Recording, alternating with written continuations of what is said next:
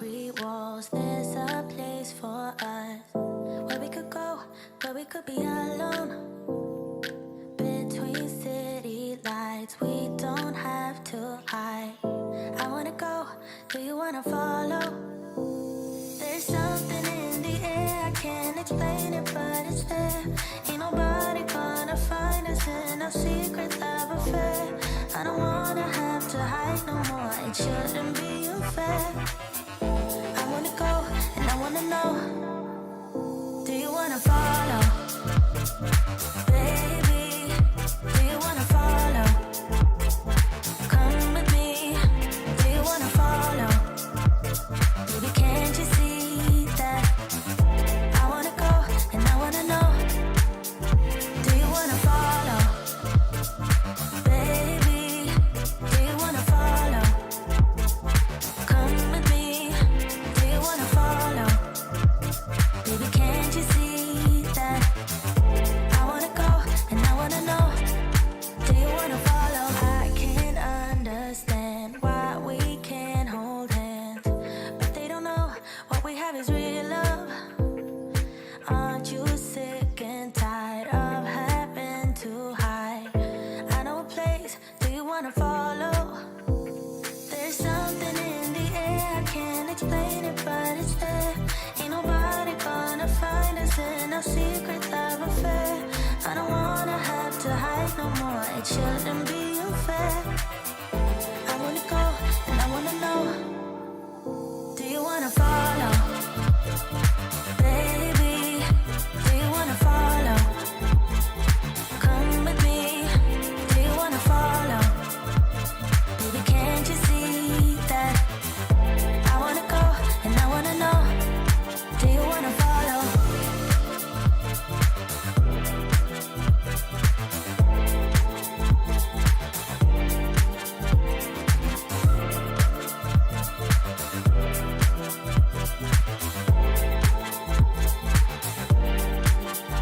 Do you wanna follow? Baby, do you wanna follow? Come with me, do you wanna follow? Baby, can't you see that? I wanna go, and I wanna know, do you wanna follow?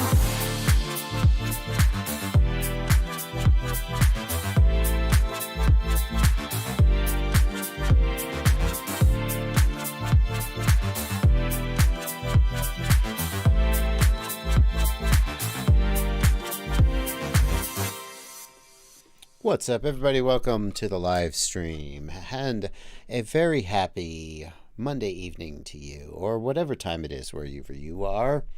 It's Monday evening for me. How are you guys doing out there? How are you doing out there? I hope you're doing good. I'm doing very well. Oh, doing very well today. It was a beautiful day. Didn't get any flying in. It was a little cloudy, but it's still a good day. Oh, fans of FPV, so good to see you, sir. Good to see you, sir. It's the only time I clean off my desk. Some would say clean off your desk before the stream, but I feel like, I don't know, I just feel like it helps for you to know that I care. There we go. About to rip a pack, BRB. I don't know where Brent and Spencer FPV is that he's ripping. They are ripping a pack. Good morning from Australia. Reality Revisar. It's early morning in Australia, isn't it? Yeah. Whatever, wherever you are. It's time to do some Q&A. To do a Q&A live stream. You're going to ask the questions. I'm going to potentially give the answers. Hopefully give the answers. I'll do the best I can. And for about a couple hours, we're going to keep each other company.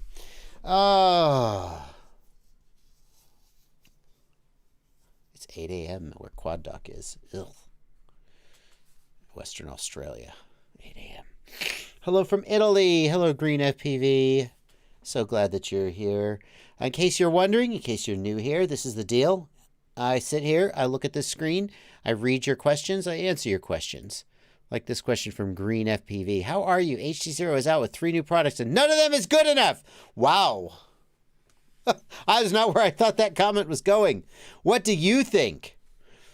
Green FPV. None of them is good enough? Are none of them good enough? I'll answer that question in just a second. I'll give you my answer to that question.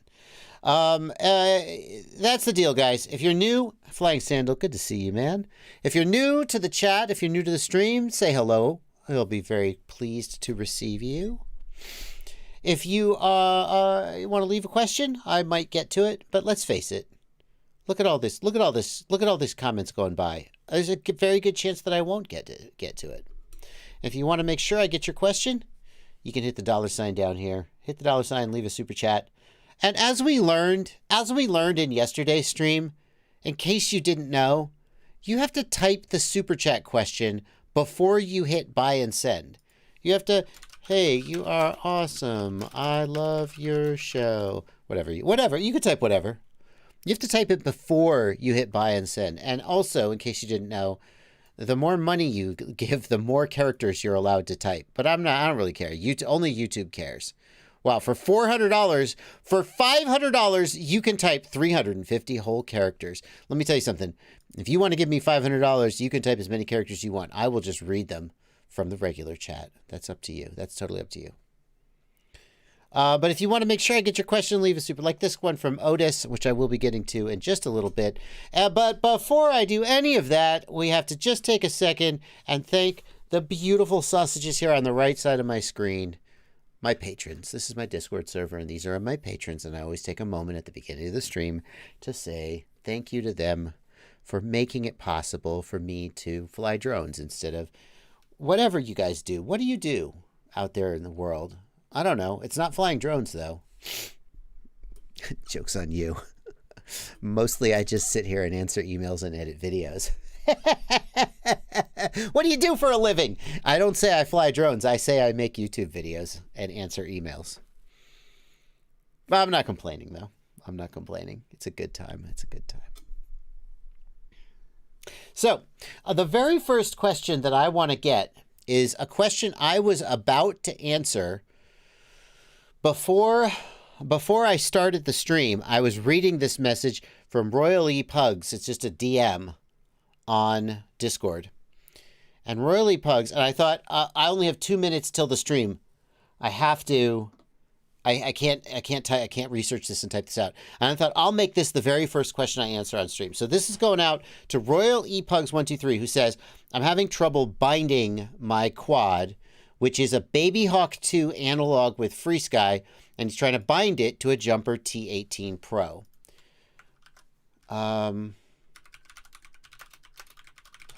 And I can't remember how you're supposed to put a Babyhawk 2 into binding mode. I just like, I mean, I could figure it out if I had one in front of me. And that's what I'm trying to figure out for him. So Babyhawk 2 doesn't have a built-in receiver, does it? It has the Emax micro receiver, I'm pretty sure. Or, so I think it's got the Emax micro receiver. Or is it the nano receiver that didn't type that? Emax tiny. I think this is the receiver that is on the Babyhawk. And how do you put this in bind mode? Oh, well, no, I don't know why. What Emax? Emax. This pisses me off so much. What? This pisses me off so much. Where's the manual, Emax? It's your website. It's your product. Where's the manual? Where are the instructions? Honestly. Is this their website? Is this it? We're going to get it, man? No.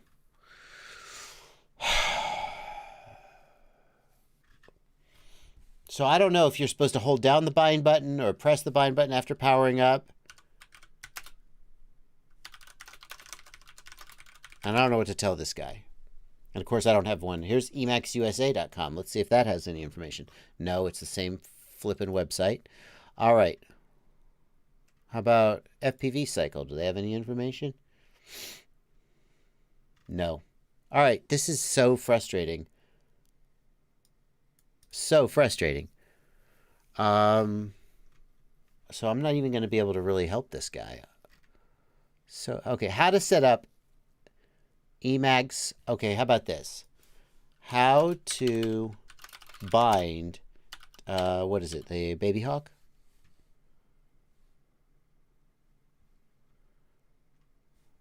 It is a Babyhawk 2. Okay, Babyhawk 2 HD setup. This is the HD, though. It's not going to have the... Okay. Here's Ready Set Drone. Don't copy strike me, Ready Set Drone. Is he going to show how to bind it? Pre-flight setup. Surely he's going to show how to bind it. Right? No, he's flying the... It says analog. Oh, here's binding. Okay. Yes! I don't care whose video it is. I just want to help this guy. Let's see if we got an answer here. Setup was quite minimal. To bind it, I put my controller in bind mode and held down the bind button on the receiver while plugging in a 4S battery. Then I connected it to my laptop via the easy-to-access micro USB port on the Babyhawk 2. In beta flight, okay. He did show how to bind it. He just went a little quick, I think. While plugging in a... You have to hold the bind button down. Okay, so here's what we need to do. Multi-FreeSky D8. Let's just screen grab this real quick. Okay. So now let's give this guy his answer. In your radio, set up the internal RF module to multi-FreeSky D8 as shown here. Okay. And then... controller in bind mode and held down the bind button on the... There's the bind button. Thank you, Ready Set Drone. I'm going to give him, don't worry, I'm going to give him credit. And then hold down the bind button on the receiver and plug in power as shown here. Okay. And then let's give cap, that should bind it. Then activate bind function in the radio. And it should bind. Thanks to Captain Drone for the images. Link to Captain Drone's video. Okay, there we go. We have answered a question. Now let's take questions from the live stream. HDZero has 3 new products and none of them are good enough. That is what the commenter said. That's not what I said. That's what the commenter said. What are your thoughts about it, Joshua? I think that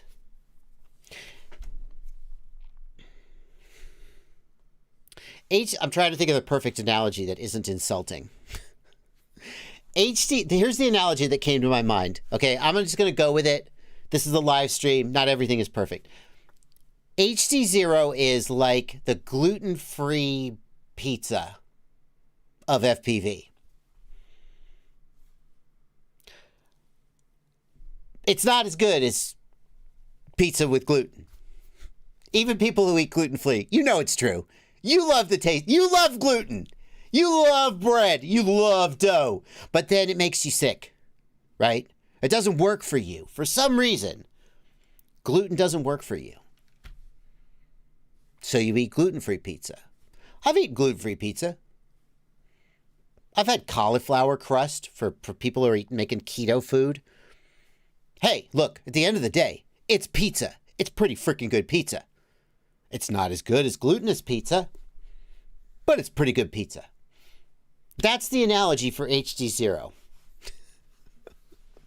Oh, some of the HDZero fans are so mad right now. It's a live stream. We're having fun here. Take it easy. Take it easy. Because remember, I'm specifically responding to whoever that was, his comment that the HDZero products are not good enough. Okay, if that's how you feel, go buy DJI. Good luck. More power to you. Go buy analog. I don't care. The fact is that there is an audience for HDZero. There is an audience for HDZero products. People who want better, more consistent latency than DJI can offer. People who want lighter, smaller.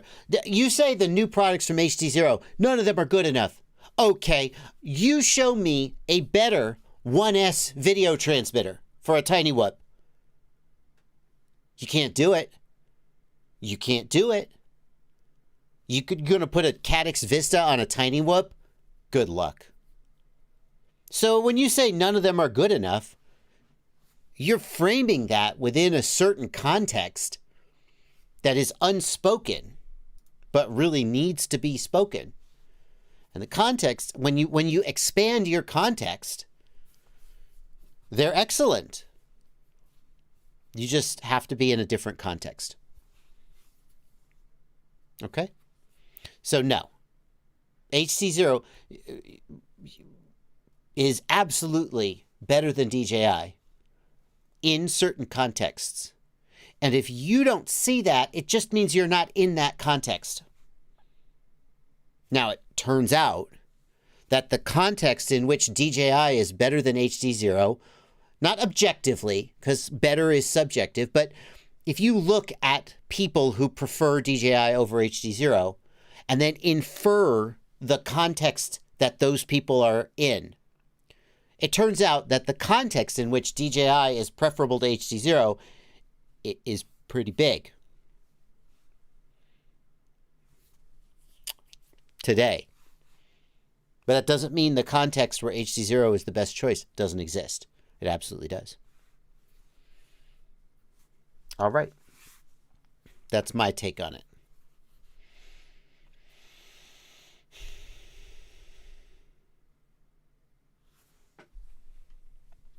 Oh, that's going to go over well tomorrow. Somebody clip this and link it to the HDZero. Oh, no. Okay, so don't clip this and don't link it in the HDZero Facebook group because they do not like it when you mention DJI at all.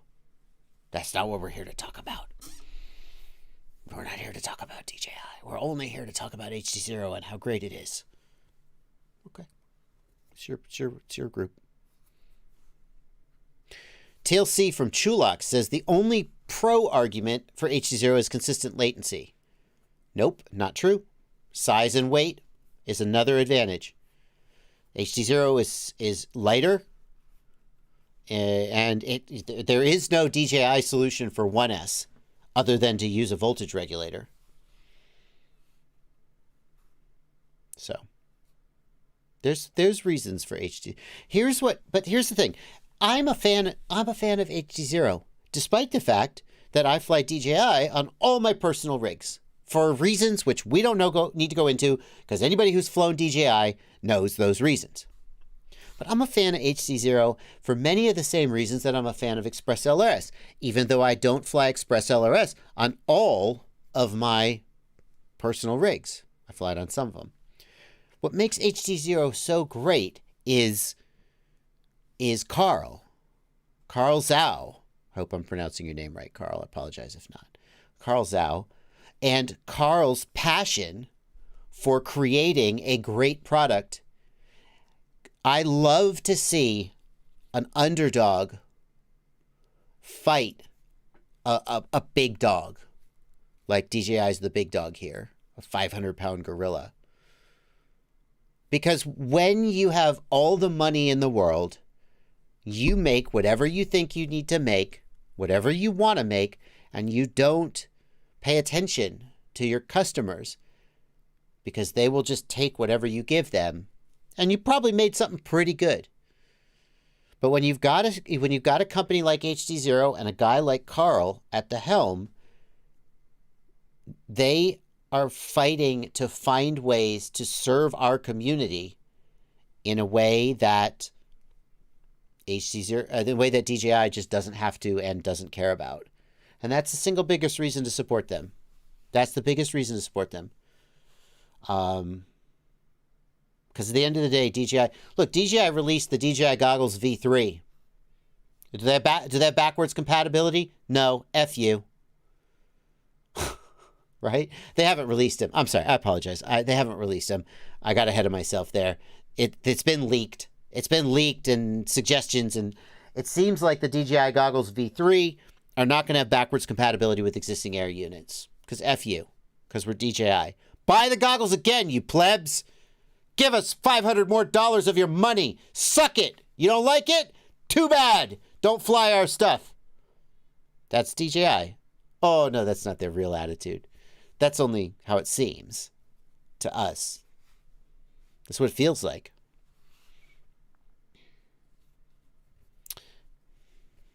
Anyway. So, HDZero, not good enough. I disagree.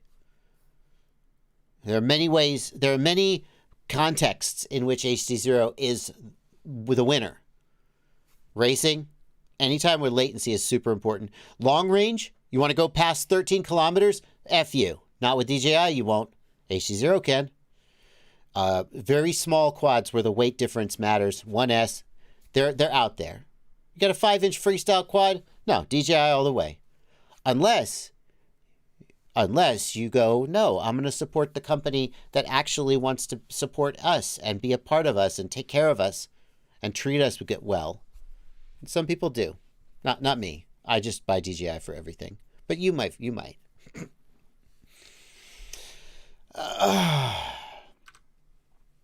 Okay.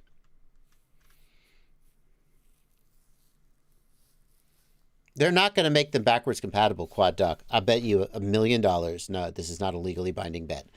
I hope DJI V3 fail until they make them backwards compatible. Let's unite and blacklist them until they listen to us. Lol indeed. Lol indeed. DJI, I cannot think of very many times, if any, where DJI has changed their mind in response to what their customers want. People who've been DJI customers for years, am I wrong here? DJI knows what you want. They have market research. They have a 5-year plan. DJI knows what you want today, and they know what you're going to want in 5 years. And if they release a product and you're mad about it, they have already done the math, and they know exactly how many of you are going to be mad about it, and they've decided they don't care. If they cared, they would have changed their roadmap 6 months ago. Which is not to say that they're infallible, but they are a huge machine. And a petition from the FPV community is a drop in the bucket to them.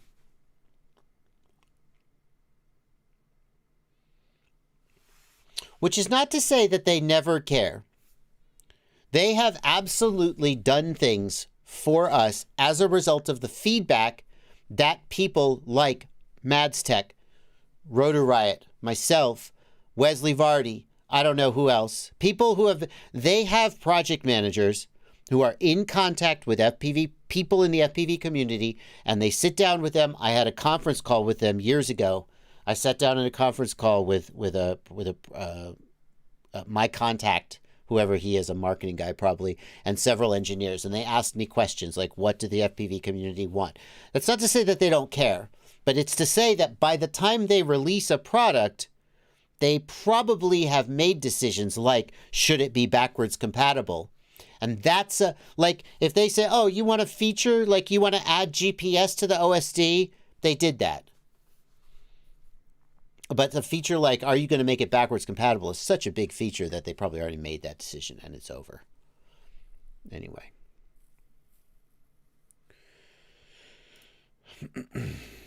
Alrighty. Well, good, strong opening to the live stream. Welcome to the live stream, everybody.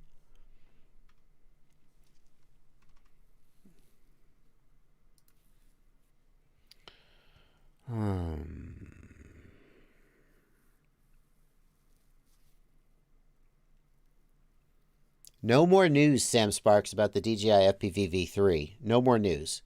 We only have leaks, so we don't know. Floppy Props wants to know, how do you heat up a Secure D60 iron? You just press the plus key to set the temperature? Too obvious. I'm missing something. Lord Hendricks wants to know, what PID parameter would I need to adjust to stop what looks like twitching or shaking, mostly on windy days? Lord Hendricks, at the very least, we would need a video so I could see what the twitching and shaking looks like. I can't answer. There's too many things that could cause that, unfortunately. I do not have the V3 goggles, Mouse FPV. Dark Sheeps in the Discord, thank you for being a supporter. Thanks for being a patron. Your TX16S Mark II is cool. Will the AG01 gimbals be made in purple so I can get your radio, then add it to your version? I don't think they're doing colored AG01 gimbals, are they? I don't think all the AG01 gimbals are the same color. There's no plan to do that, though, as far as I know. Happy birthday, Rodolphe Lachemont. Happy birthday, sir. Slidby FPV wants to know, what home charger do you recommend? What home charger do you recommend? Now, I'm going to do... You all know what I'm about to do, right? But wait, I'm going to give you a little treat today. I'm going to jump over to the Ultimate FPV shopping list, my website, fpvknowitall.com. I'm going to paste that here. Mookie, good to see you here, Mookie. And we're going to just look right here.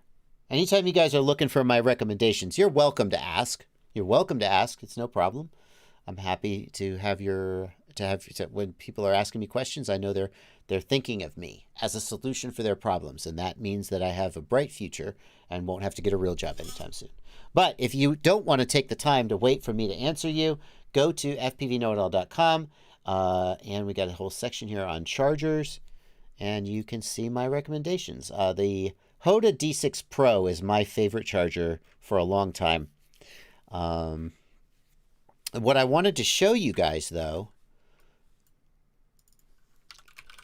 I have started for the last month. I think we're like a month into this now. I've started having a weekly meeting, trying with a few people I trust, trying to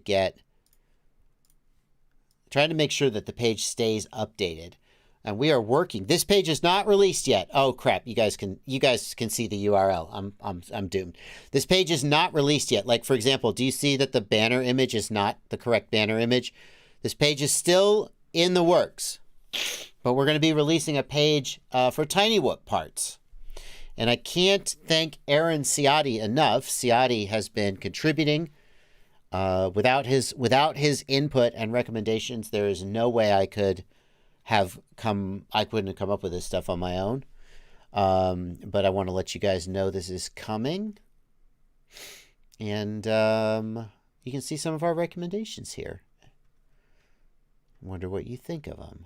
Well, it's Ciotti's recommendations, mostly. Yeah, pretty cool. We got some builds here. I was surprised. Ciotti said, basically, if you want to build a Tiny Whoop, you basically just buy a ready to fly and then upgrade it. You don't build it yourself. And I was like, interesting. Well, there you go. Anyway, that's coming soon. So, we still need to get chargers on here. We don't have chargers on here yet. Whoop chargers are coming. They're not on here yet, though. Oh, April new product roundup. Rice flies. The April new product roundup is recorded and edited. I just need to upload it. I need to go through it and upload it. And also, I'm not sure about the links. I need to make links. So it'll be out this week, though. April new product roundup out this week. Mm-hmm.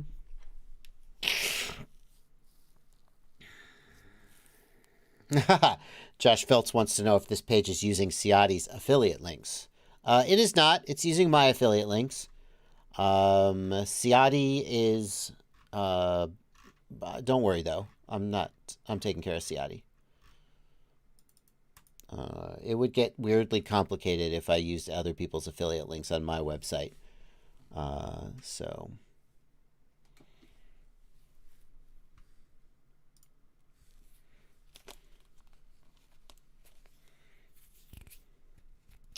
oh, look at that. Looks like 533 has custom AG01 gimbals. Did not know that. Well, how about that? I mean, at the end of the day, it seems like Radiomaster will do a custom order if you order enough parts. That's beautiful, though. I don't have anything like that in the works for my radio. Hash asks, is it worth turning set S bus baud fast equals on your DJI controller? It doesn't hurt. So yeah, do it. There's no downside. Do it.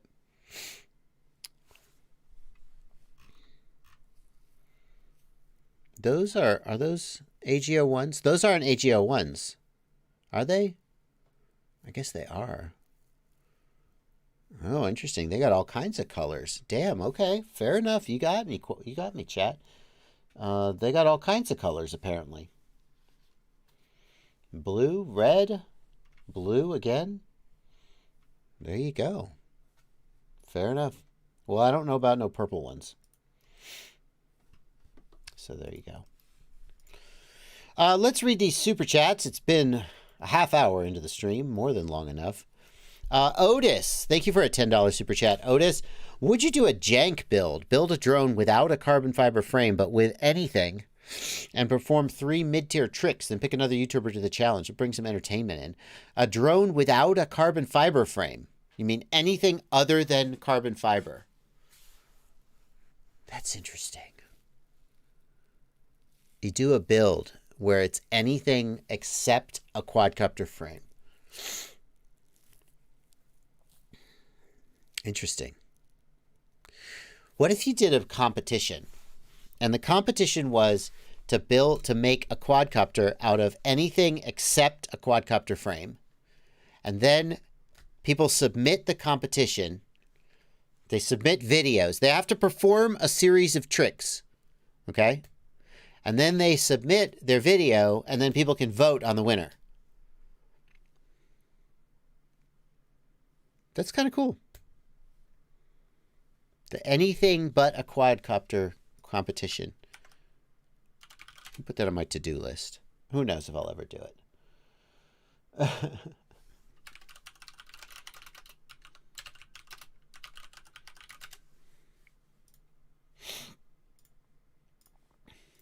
It feels like a Rotorite thing to do.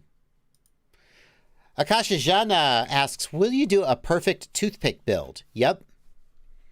Yep. Yep. Go right here. Just build the FPV Cycle Toothpick 3. I mean, is it the best toothpick you can possibly get? Somewhere out there, someone will say, no, this other one is better. But, like, you can't do worse than this. I mean, there's not, this is as good as the best, if not the best. The FPV Cycle Toothpick build. That's just what you should build. If you're not sure. Like, if you've got ideas that there's something else that you want, fine. But just go, make it an affiliate link. Just go to FPV Cycle and build this.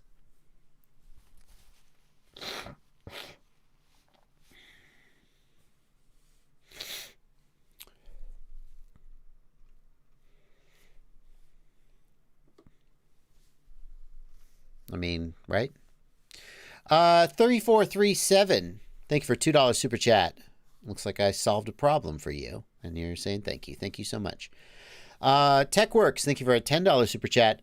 I made my first ever FPV flight today and built my own quad. JB was instrumental in building and programming. Wow, I didn't even know. I was just asleep. Thank you so much, TechWorks.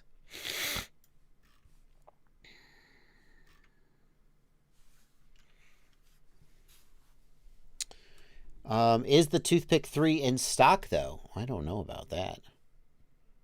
The frame is in stock. The motor is in stock. The flight controller's sold out. Looks like the frame and the motors, the camera. The flight controller's sold out, but that's the thing that you could probably most easily substitute. Yeah, I think you're doing okay. Is it crazy to start flying Cinewhoops with a 5-inch? Asks Hillscraper FPV. I mean, it just, like, by the time you're up to a 5-inch, you're probably not flying indoors. So why do you have prop guards on? Like, I'm not saying that there's no answer to that question, but I think you got to ask. Like, why am I flying a 5-inch with prop guards? I mean, at that point, why not just fly a 5-inch? Wild FPV asks, how big of a difference in terms of resonance is there between unibody and replaceable arm or modular frames? Wild FPV, a pretty big difference. In fact, according to the experts, the unibody frames tend to have worse resonance problems for whatever reason.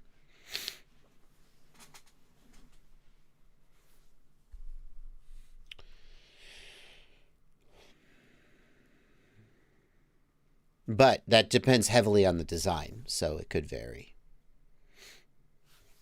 Polycarbonate is the future, says Abraham. No. What polycarbonate what? What are you making out of polycarbonate on this quad, Aber? Please tell me not the frame. Oh my God, it's the... oh, no. Aber the ham. Stop. Aber. You stop. You stop that. Bad. Bad. Polycarbonate. No. Aber. Are you trying to upset me? Is that your goal? Are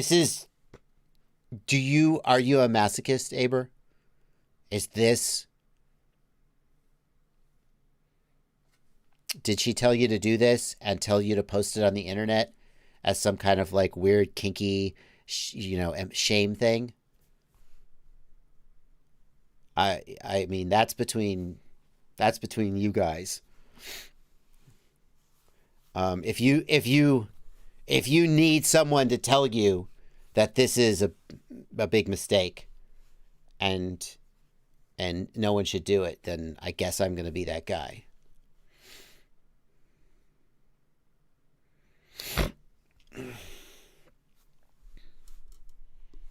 Don't do this. Don't do polycarbonate arms.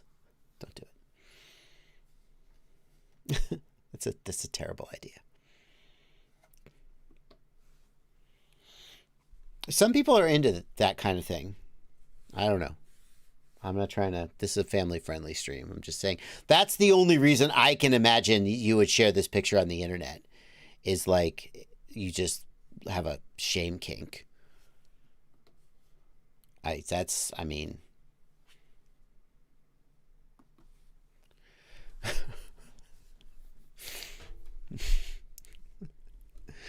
What about the braided arms? Is that a plus or a minus? Here's the minus of the braids. It adds weight. It adds a small amount of weight because the wires are longer. And also it takes time, which some people feel is a downside. Does it have any effect on the electrical performance? I don't think there's a definitive answer to that. I'm not sure.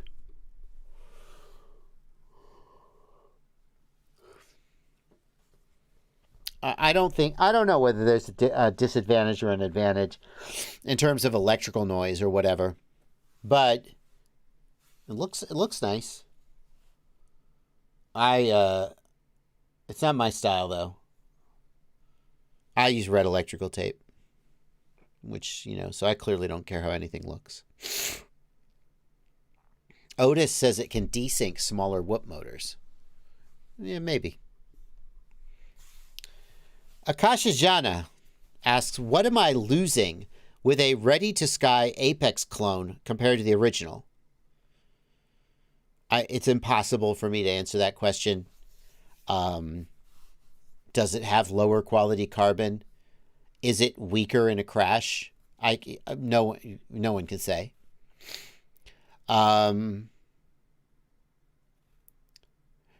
They've taken, assuming they have cloned the frame, like just straight cloned it, then they've taken the actual hard work, which is designing and refining the design.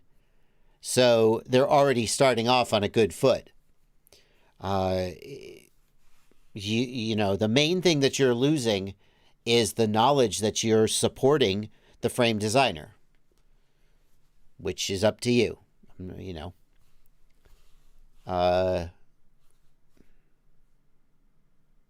So.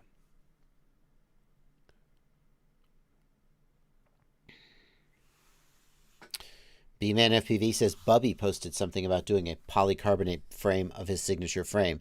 Just don't fly it. Just don't fly it. It's going to be a nightmare. FPV Trucker wants to know, are AGO1 gimbals on the horizon for the Radiomaster Zorro radio? Yes, they told me they were working on that. And I don't know the time frame, but they said they were going to do it. Here's the thing. When I was in college, that was around the time that Napster and LimeWire were blowing up. And I remember downloading shitloads of stuff. You wouldn't download a car. I would. I did download a car. You know, a lot of people are in a position in their life where, for whatever reason, they don't feel like they have the money to spend on a $110 frame. And they decide that what they want to do is they want to buy a $45 or $50 clone frame. And maybe that clone frame is worse quality. And maybe it's not. Because at the end of the day, the hard work of designing a frame is in the design. It's in deciding on the shape and size of the pieces and where the carbon should be and where it should be cut away. And it takes a lot of time and analysis and testing to design a frame. And then when it's done, you have your frame. And it's the apex or whatever it is. And then if somebody buys a copy of it, chances are that they're starting on a good foot. All they have to do is not use shitty quality carbon fiber, and then they have to know how to run a CNC machine and make parts that are the right size and are cut well, and then they could sell it for a lot less money. And they can sell it for a lot less money for a couple of reasons. One is that when you're based in China, you know, there's manufacturing is cheaper, and but the number one reason is, and you probably don't have to pay your employees as much. Whereas a lot of times the designers of these products are not in China. They're in, you know, Western Europe or the United States, a wealthier country where the standard for pay is higher. And so you need higher margins to succeed. A lot of times in general, you just need more money to pay for things. So,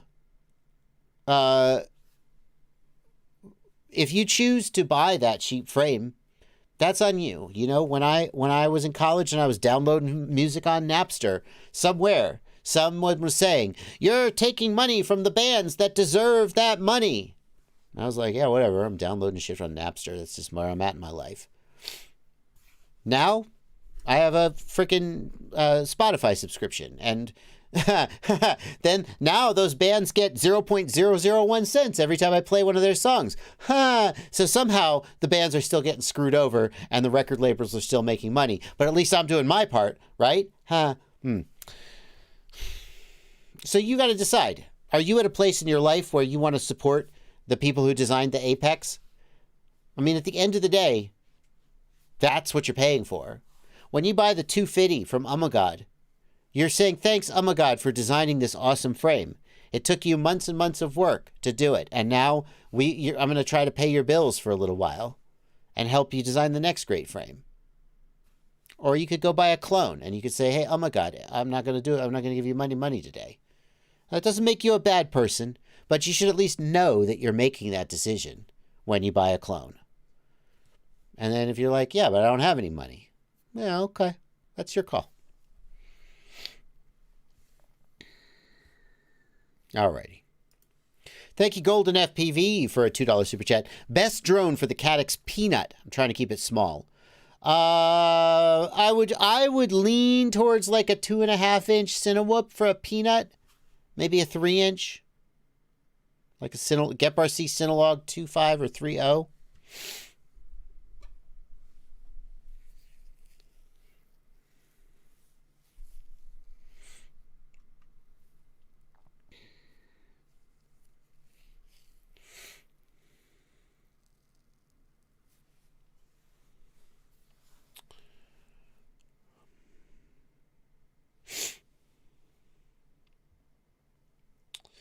Spencer Walsh wants to know, can a high C-rated battery cause my quad to jitter and make the motors twitch? I'm running 4S motors with a 70% motor limit. It only happens with this one Tattoo batteries. Other 6S is fine. Wait. If you're running 25-ish, 2400 kV motors with a 70% throttle limit on a 6S battery, that can cause problems. I don't know if your high C battery is like allowing, like a low C battery will have more voltage sag, so you will just be at lower voltage through more of the flight. A high C battery will hold its voltage higher, and that could cause your motors to spin at a higher RPM and cause a problem. So yeah, it's possible that that's the issue. It's possible. I would try changing the ESC settings. Things like raising the timing and setting DMAG to high would be a good thing to do.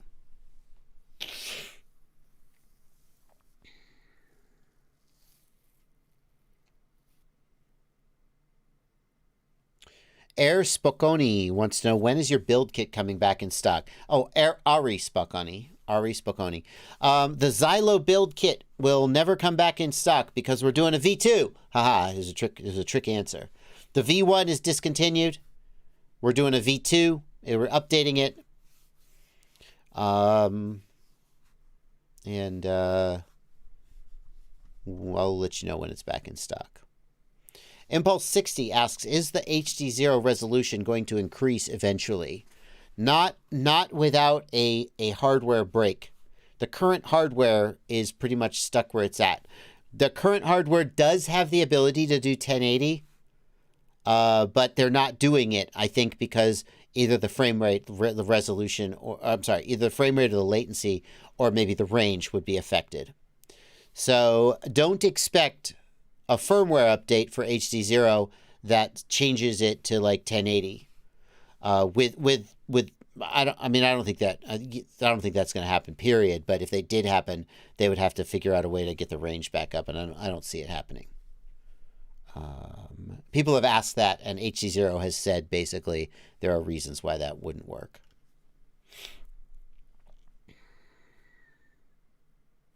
Swayon FPV wants to know, what is a cheap battery charger that can be used with parallel charging? I'm running a Turnigy 80-watt charger. Swayon, you can use any charger with a parallel charge board. It doesn't care. But if it can't output high amps and high watts, then you're not going to get any advantage from the parallel charging because it'll just charge super slowly and take forever. So you want a high output power, like a 200 or 300 watt charger.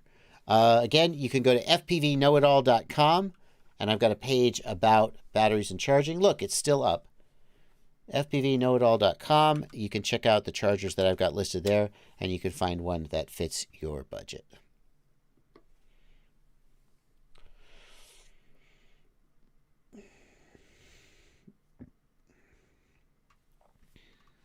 Something completely different wants to know, any insight on the DJI V3? We only know the leaks that we talked about in the news. No one has any concrete information. So I don't know. No insight there. I go back to the release of the V2. We had concrete information about the V2. Straight from DJI, inside information.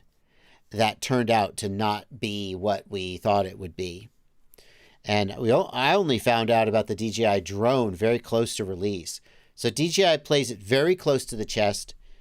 And frankly, we knew the V2 was coming. But when we actually saw what the V2 was, a lot of us were like, oh, it's basically just the V1 plus the DJI FPV drone. Who cares?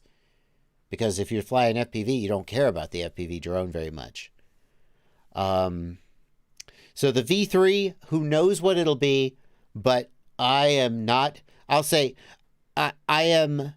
really excited about the V3, because if I get excited about the V3 now, I'm going to get my hopes up that it'll have things that it probably won't have, and then I'll be disappointed.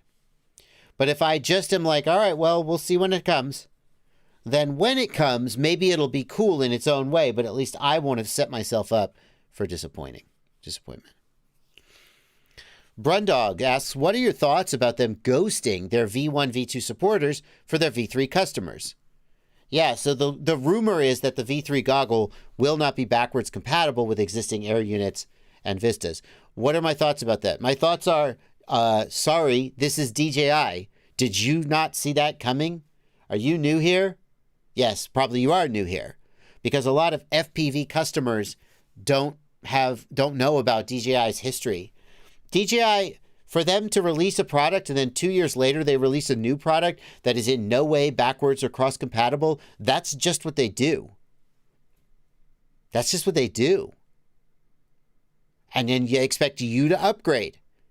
And who knows what you do with the old one. That's how they operate. I'm not the least bit surprised or annoyed or angry. Said the scorpion to the frog, it is in my nature. Right? Aesop's Fables, the scorpion and the frog. Go look it up. DJI is going to not make things backwards compatible. That's what they do.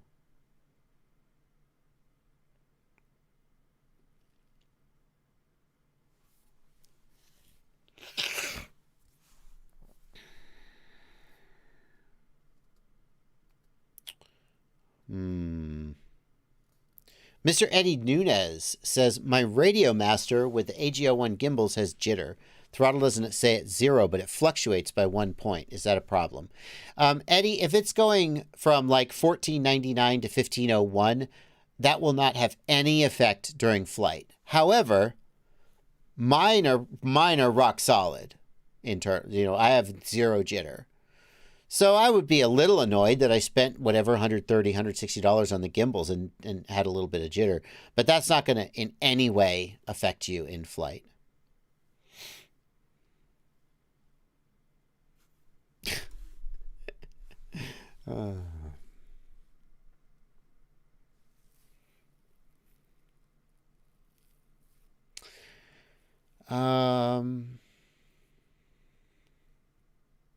Brian Mayland asks, with PVC so expensive now, have you seen any big brain ideas for making 5x5 race gates that aren't $25 in PVC per gate? Remember when that was like $10 each? Yeah. No. Everything's expensive now. I don't have a great answer for you. He will not need to add deadband. Akasha Jana. There is, if you have plus or minus 1 point of jitter, you do not need deadband. You will not notice that when you're flying. I guarantee you. I guarantee you won't notice that. You just won't notice that.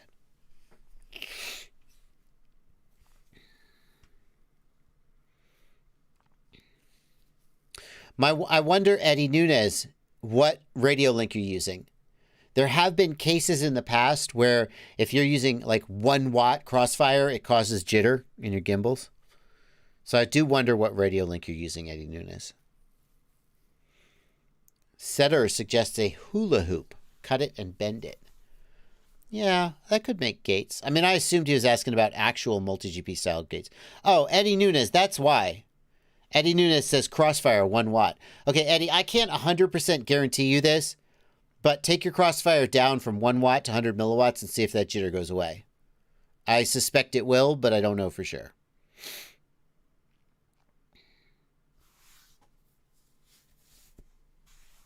How does the radio link affect the gimbals? Sway on FPV, when you're broadcasting 1 watt at 900 megahertz, that is a low enough frequency and a high enough power to induce electrical RF interference in the wires coming out of the gimbal. And it can cause jitter. So that's how it affects it.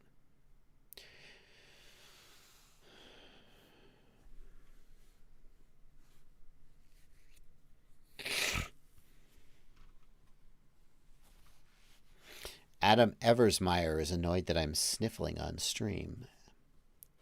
Guess what, Adam? It's spring. I have allergies. Just is what it is, man. It just is what it is. If it's bothering you, bye. Tune out. Sorry. I'll see you later. There's nothing I can do about it. It's just going to keep happening. It's cool. I respect your decision to not watch the stream if that bothers you.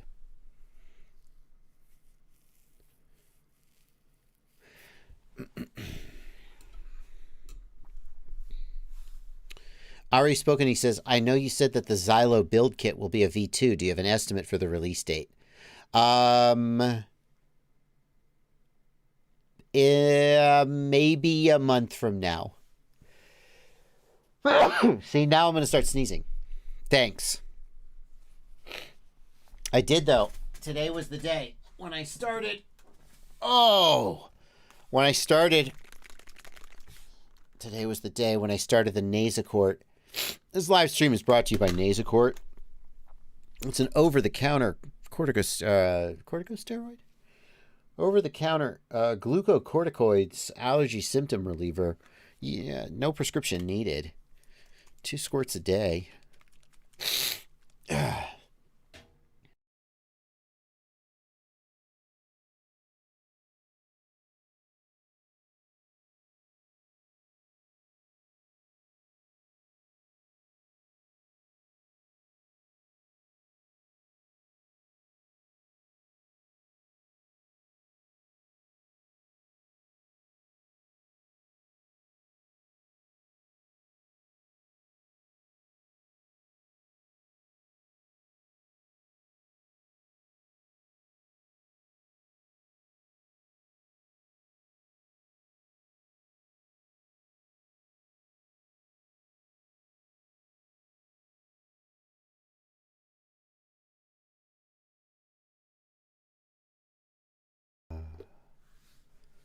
You ever see Buck Grinder do that?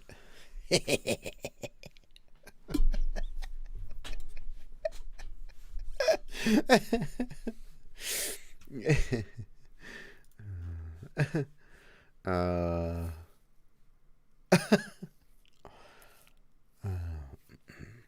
right, let's continue.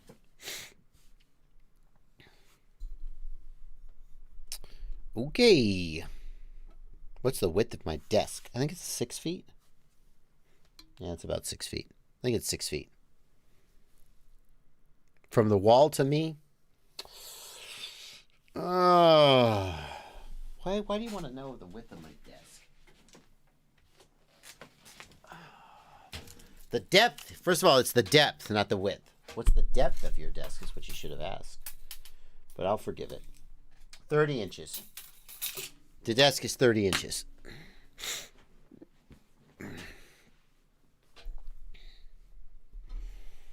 You know, when you're young and you say, I'm going to go snort something, it's different than when you're my age.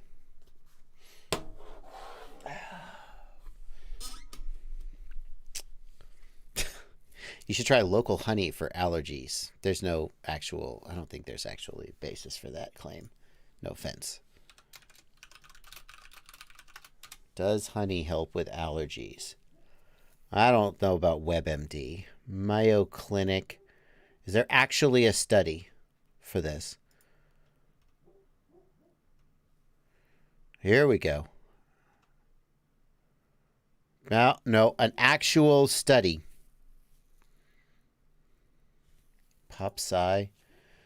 The problem, Annals of Saudi Medicine. I don't know about that. The problem is that even if there's a study, you really need someone who knows about reading scholarly articles to tell you if the study was any damn good. No significant differences. So this study shows no significant differences. Again, we don't know if it's a good study, but it's a negative result. Wait. Only the group that ingested honey. Wait. Case and control groups at the start of the study. Oh, I'm sorry. My bad. See, already I'm screwing up. Right, week 8, only the case group showed a continuous improvement in symptom score. Ingested honey, significant improvement in individual AR symptoms. What kind of honey were they given? It just says honey, though. It doesn't even say local honey.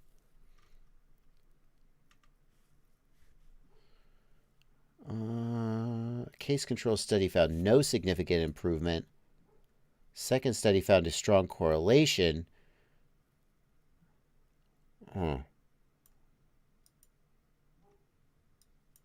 Seems like the jury is out. Well, okay. I'm willing to accept the jury is out.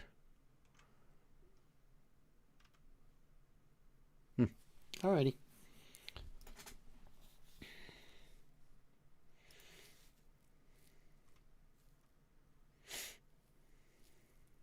Little research to suggest it works, according to Noven Health, whoever that. Oh, but Noven Health is just trying to sell you a neti pot. All right. I mean, honey's delicious, so that's got that going for it. Abraham is part of the medical establishment and says that honey doesn't work. But that's just what he wants you to think, so he can sell you more drugs. Right, Aber? Big Pharma right here in my Discord server.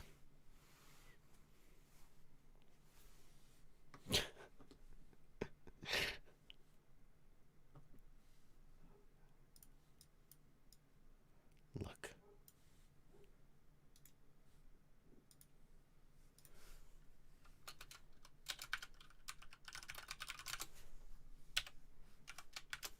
Yeah. We're going to change his nickname. I won't do that. All right, let's get back to FPV. Let's get back to FPV.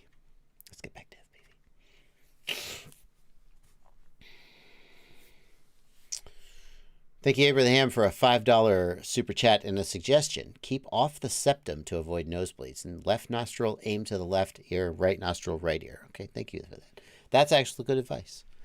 Wes Magyar, thank you for a $5 super chat. What ExpressLRS module for the 2.4 gigahertz TX16S Mark I should I get? There are too many options. You haven't done a definitive guide yet. Yes, I have, Wes Magyar. And guess where I'm going to take you? Boom! What should I buy, Joshua Bardwell? You haven't done a roundup. Boom! Okay, so first of all, I did a roundup of ExpressLRS modules. But second of all, right here on my website, controllers and receivers, ExpressLRS, boom. There you go.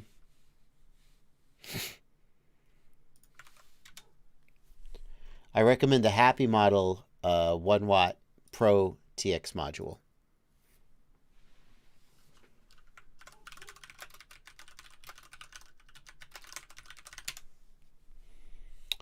In addition, I have a freaking video here. Which ExpressLRS module should you get? In which I round up ExpressLRS modules. Might be the... So that's also a thing that I did.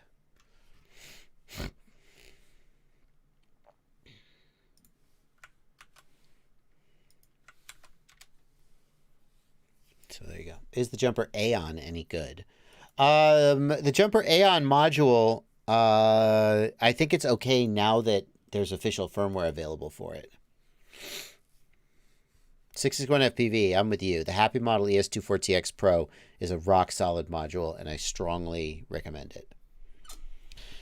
Ethan W. wants to know, if a 4S LiPo is at storage voltage for 4 or 5 months, will it still work well? Yes. If it's at storage voltage for 4 or 5 months, it'll be fine. Levitated FPV wants a suggestion for a video editor app. I assume you mean a free video editor. The absolute best, the absolute like highest featured free video editor is DaVinci Resolve. It has a huge learning curve because it is a full commercial video editor. It has not been dumbed down in any way, but that's clearly the best. If you're looking for something more accessible, Shotcut is one that people use. Wondershare Filmora is another one that some people like.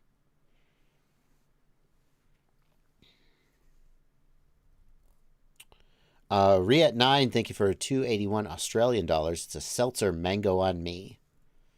I don't know what you're talking about. I don't drink alcoholic seltzer. What do I look like? What kind of a person do I look like?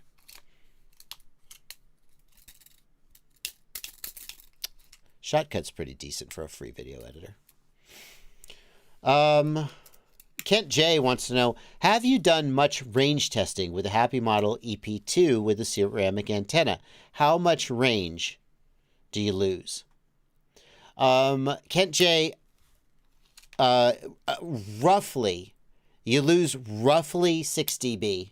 It depends heavily on how you mount it in the quad. If you mount it in a place where the antenna is more obstructed, you'll get worse range. But a round number that I've seen thrown around and sort of semi-validated myself, is about 6 dB. And a good rule of thumb is that 6 dB of antenna loss or signal loss is about half the range. Okay? So as a rough rule of thumb, the ceramic antenna gets about half the range as the external antenna. And it depends whether you care about that. If you're running at 50 hertz, you're fine. You're fine. 50 hertz, 250 milliwatts, you got so much range. If you're at 1 watt, even more. That ceramic antenna, in my humble opinion, Wesley Vardy says 10 dB. Far be it from me to disagree with Wesley Vardy, though. He says 10 dB. That's more than half for what it's worth. So, I mean, I've settled on 6. Wes says 10. I kind of maybe should update my number because he's a pretty authoritative source. Wesley Vardy says about 3.5 kilometers to 5 kilometers on 100 milliwatts. I think if you're doing 50 hertz, the ceramic and 50 hertz at 250 milliwatts, which most all modules today will do, I don't think you're going to run out of range. If you're trying to do long distance, that's a different story. If you need to go 250 hertz or 500 hertz, then you definitely want a 1 watt transmitter, and you probably want an external antenna. That's my opinion.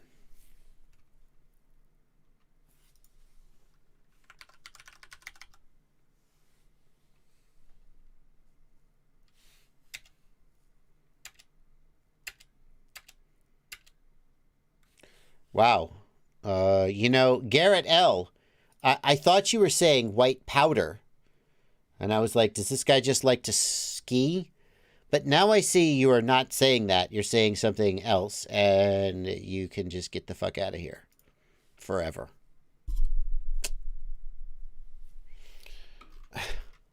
I'm sorry, chat. I misunderstood what he was saying. I thought he was talking about white powder. White powder, not white power. It's not okay. That's not okay. I mean, I did start snorting things on stream, so I thought he was just making a joke about my little joke. It was not a good joke. Alrighty, anyway. My bad. Brian Malin, thanks for a $5 super chat, making up for the question of his that I answered without a super chat. I really thought he was saying powder. And I was like, okay. I didn't see him say it like 5 times, though. Anybody who's spamming the chat is... No. Okay. Let's move on. Why in my chat? Why does a 500 hertz refresh rate get less range? Eric Maggard asks. So why does higher refresh rates on ExpressLRS get less range? Because the higher the refresh rate, the higher the bit rate that you need to send through the air. And a higher bit rate signal requires more signal to noise ratio in order to avoid being corrupted. A faster signal transmitting more data, like think about this. Let's say let's say I'm going to read you off some binary data, okay? Here we go. You ready? 1 0 1 0. Can you see that even if like we were in a really loud, if we were like in a rock concert and there was music going and people shouting and screaming, you could probably still figure those out, right? But if I just go 1 0 1 0. Now, if we're in a really loud restaurant, you're not going to get it. You might miss some of those. So to transmit more bits faster, the signal is more easier to corrupt and get lost by environmental noise. And that's why the range gets slower when you go to a higher refresh rate. Because here's the noise floor in the environment. And in order to receive your signal, you need a certain signal to noise ratio. And to get a faster signal through, you need more signal-to-noise ratio. So therefore, you will have less range. That's the takeaway. You get more range on lower refresh rates.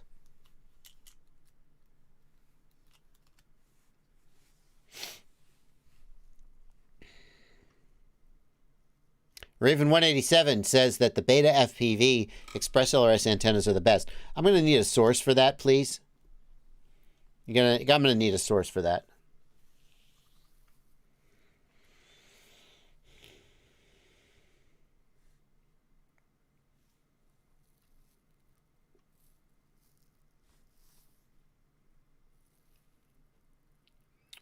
Michael Jashevsky wants to know, can a balance plug be replaced? Yes, it can. Would I need a wiring diagram? No. What I suggest you do is take one wire out of the old balance plug and then put it in the new balance plug in exactly the same position. And then take the second wire out of the old balance plug into the new one. And you work your way over one by one. Do not take all of the wires out of the balance plug, because if they touch, they'll short circuit the antenna or the battery.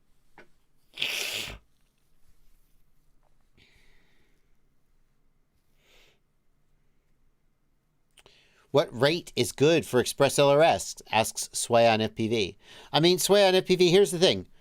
Higher refresh rates are better, but give less range. So run the highest refresh rate that you can while still having enough range to do what you want to do. There isn't one answer to that.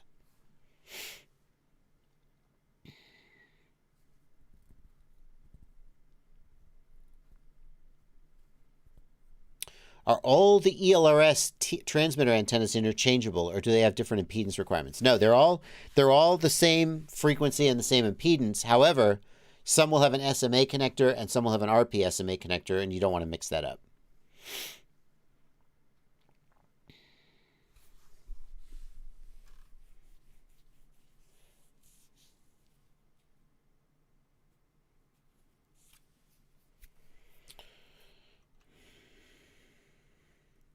Then the other thing I suggest you do after you change a balance plug is plug the balance plug into your charger or plug it into a battery checker. And if it goes, what the F is this? You did it wrong. That's a good start. Jacked Gentleman wants to know, I'm thinking of starting an FPV racing club at university next year. Do you have any suggestions for cheap bulk transmitters? We'll probably stick to simulators depending on funding. I mean, define cheap, Jack Gentleman. I would love to steer you towards like the Beta FPV light simulator, or the light controller, which costs only about $40, but the quality on them, I know one person in academia who bought like 20 or 30 of them and said they literally all failed. I'm not making that up. I don't like to badmouth. I don't like to use anecdotal data to badmouth stuff, but when someone emails you and says, I bought 20 or 30 of these Beta FPV light radios and every single one of them, the gimbals failed, like that's a pretty big deal. So the one I suggest on my website, is it time to plug my website again? I guess so. If we go to the controller and receiver section on my website, I suggest the iFlight IF8E as my budget recommendation. However, currently I think, oh, it is in stock. You are in luck. So how many can I add to cart?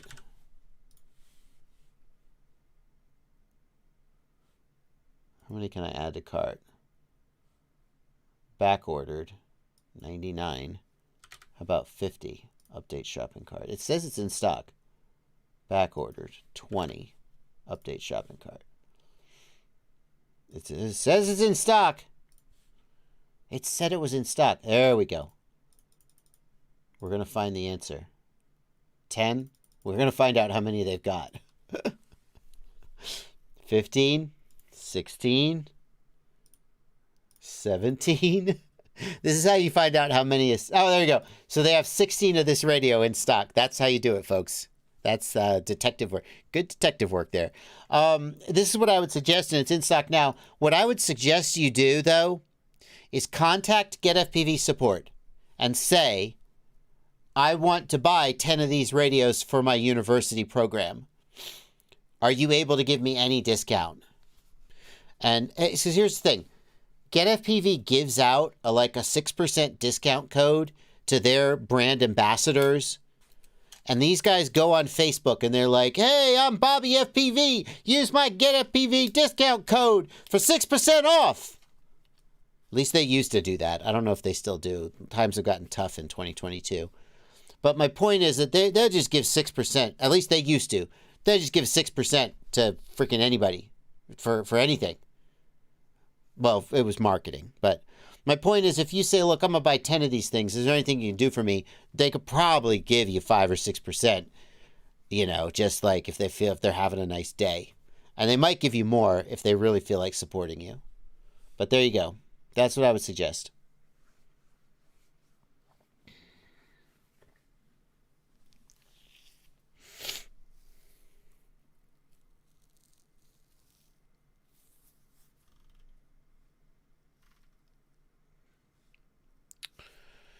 I mean, you could also just try to get one of these Get FPV discount codes from one of their brand ambassadors. I don't have one, sadly. Why don't I have one? Because I have an affiliate code. And I get the 6%. What are you going to do? No, I don't know. I don't have an affiliate. I don't have a discount code.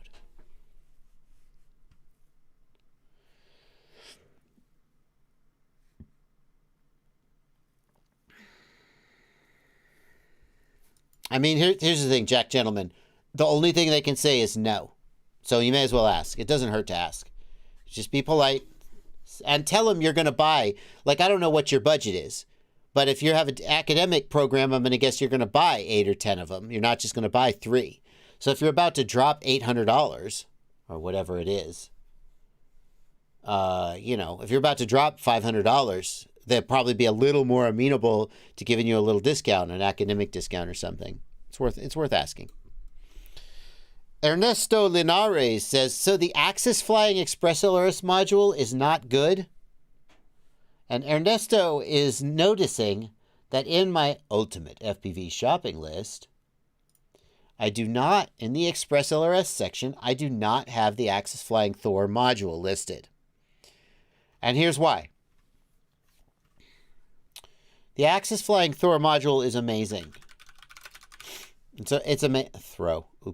Thor, the Axis Flying Thor module. It's amazing. It's fantastic. Great build quality. Wonderful performance. Wonderful features. But,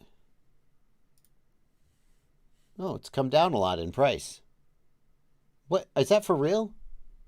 How has it come down that much in price? That changes my calculus just a little bit. Oh, they put a sticker here to cover up the wire. That's cute. That's new. Wesley, is this right? Okay, this isn't right. 5,000 in stock. That's not right.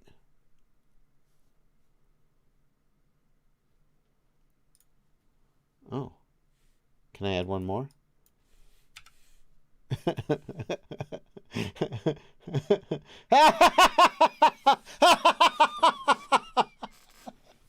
Oh, darn. I was really looking forward to spending $424,000 on these modules. They don't have 5,000 of those in stock. I guarantee. I mean, I don't know, but I guarantee they don't have 5,000 in stock. Coming down. Why does it say $84.90 here? And yeah, coming down to $84 is no, I don't want to check out. Oh my God, I meant to hit clear cart. Oh no. No. Let's just get that out of my cart right now. Okay. Oh no, now it shows none in stock. I broke the website. I broke the website. It thinks all 5,000 are spoken for. And you see that I can't add to cart? Wait, is that right? Okay, no, I'm sorry. Okay, it's fixed. It's fixed. If the module alone is only $85, that's a lot closer in price. That's a lot closer in price to like the Happy model. So let's look at the. Come on. No, I don't want to spend $425,000 on 5,000 Axis Flying modules. I'm sure they would be happy to make them for me. What does it sell for? What is it listed at Race Day Quads? So, see, it's still the old price at Race Day Quads, $127. So this is like twice as much as a Happy Model module. And that's my problem. This is a very good module. It's a very good module. Arguably, it's worth $127 for what it is. And on top of that, Axis Flying has supported the ExpressLRS project and worked with the ExpressLRS devs in so many ways. They're amazing. But when I'm going to make a recommendation, when you come to me and you say, what should I buy? When you can get a Happy Model module for $60 that is every bit as functional as this Axis Flying Thor module, and frankly, the size of the Thor to me is a downside. The way it hangs off the back, it gets in the way. It's a little annoying. If the Thor was $80, it would be closer because the quality is there. But for $120, $130, I don't feel like I could recommend it unless you definitely like just want the absolute best quality and you don't care so much about money.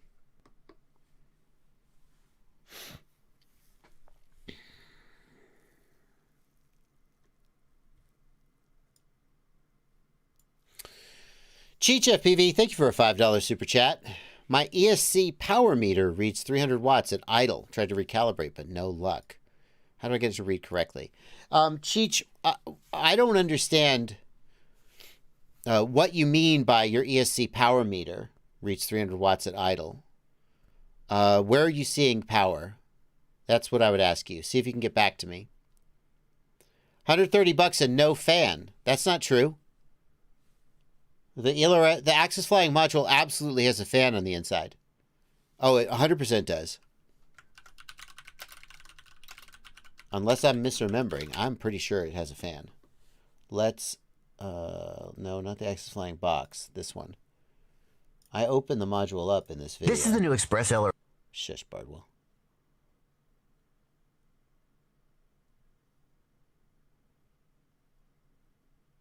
Let's look at the inside of the module.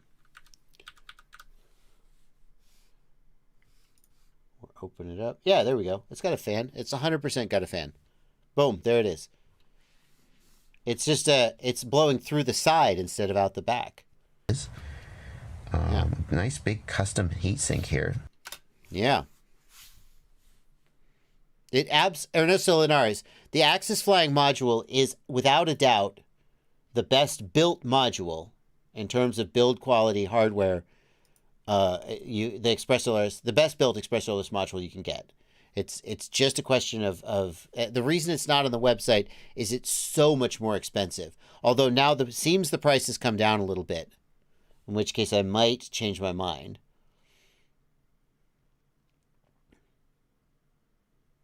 I just didn't feel like double the price. I couldn't bring myself to recommend it at double the price of like a Happy Model 1 watt module that does the same performance.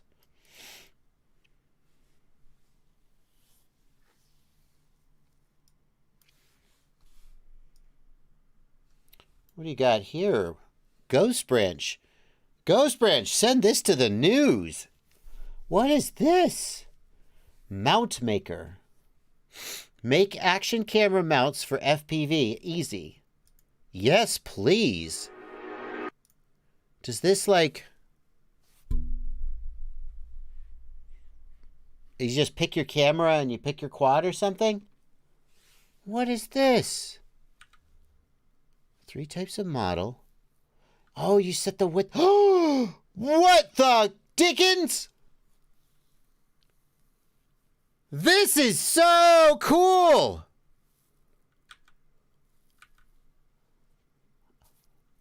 What the frick? Who made this? How do I get this?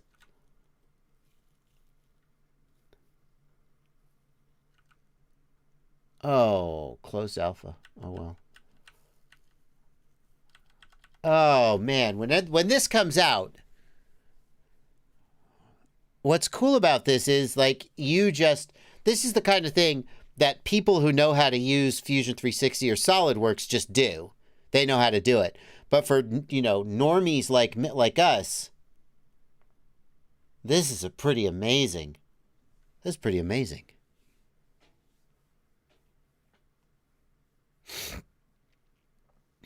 That's amazing. And yeah, presumably it outputs an STL file. Wow. That's incredible. Thank you, Ghost Branch. That's really cool. I appreciate you showing me that. Cheech FPV. I'm still with you, man. OSD power. Okay, Cheech. So the first thing, you're looking in the OSD at the power output or the wattage. So the first thing I would have you check is that your amp meter is calibrated. Okay? Oftentimes, your amp reading will be incorrect or uncalibrated depending on how it's getting into the flight controller. There is a method of calibrating it, but the first thing I want to do is just sanity check it. Do you see 0 amps before you arm, or maybe 1 or 2 amps before you arm?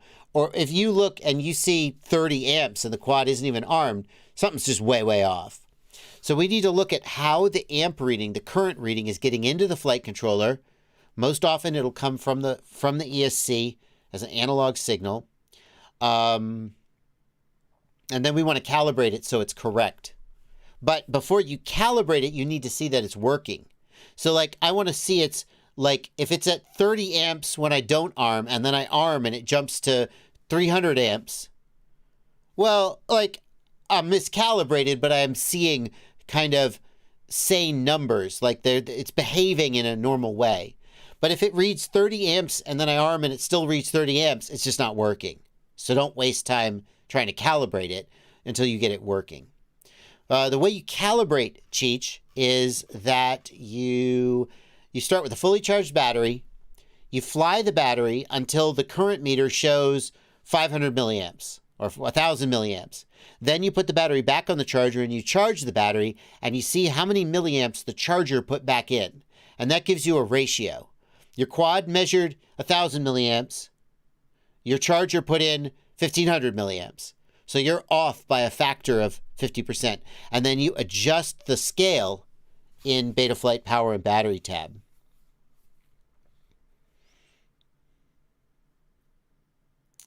And then once you have it scaled, your power should be correct.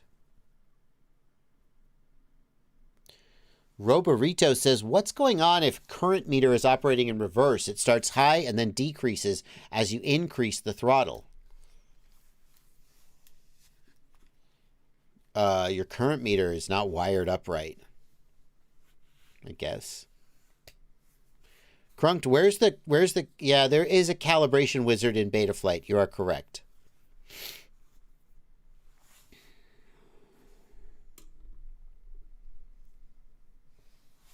(661FPV) says factory recommended settings should be spot on. Yeah, no, if your ESC manufacturer tells you the correct scale and offset for your ESC, use it. But oftentimes there is no factory recommended setting on the product page. It's just not there a lot of the time.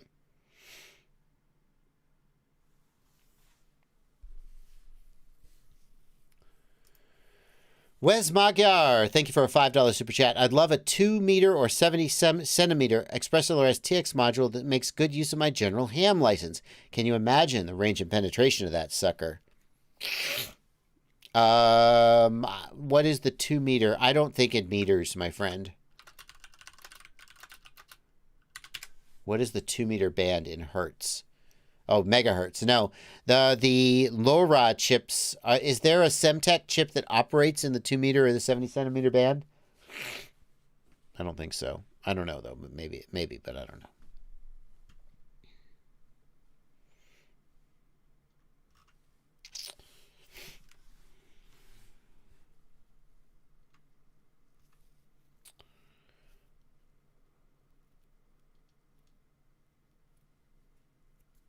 Sway on FPV wants to know, I have a JHE-MCU video transmitter. It came locked and I unlocked it, but for some reason it doesn't show video when I go to a channel like Race 8. The VTX table is the right one. What do I do? So the first thing is that the VTX table will not lock or unlock the video transmitter. I don't think so. The VTX table just controls what frequency and output power it tries to use. So if the VTX table is correct, it's being told to go to Race 8, but then it isn't going to Race 8. Why isn't it going to Race 8? Well, some video transmitters, when they're locked, if you try to go to a prohibited channel, they stop transmitting, which is the dumbest effing thing I've ever seen. And Emacs is the one who's guilty of this. The Emacs video transmitter ships locked. Just make sure I'm bitching at the right company, but I'm pretty sure. It's this video transmitter. Maybe not this exact one. Show me that. Yeah, no, it's this video transmitter. It's not just this one. It's all the Emacs video transmitters on the Tiny Hawk Freestyle. At least it used to be the case. If you try, if it ships locked, and if you try to put it on a locked channel, it simply stops working. Now think about this. I go into my Goggle OSD and I change the channel using my sticks, and I change it to Race 1. And now I have no video. How do I change it back, Emacs? I don't have video anymore. I can't change it because I don't have video anymore. Oh, go to the Betaflight video transmitter tab. Well, I don't have my laptop with me. Oh, just use the push button. Shut up. It's the dumbest thing I ever saw, and it pisses me off. It's pissed me off from the day I saw it. I got it. I don't remember which quad it was. It was an Emacs bind and fly, and I went to review it, and I changed it from Fat Shark 4 to Race 1, and it frickin' video stopped working, and I thought, it's broken. Dang thing's broken. Just lost video. Why? What else could it be?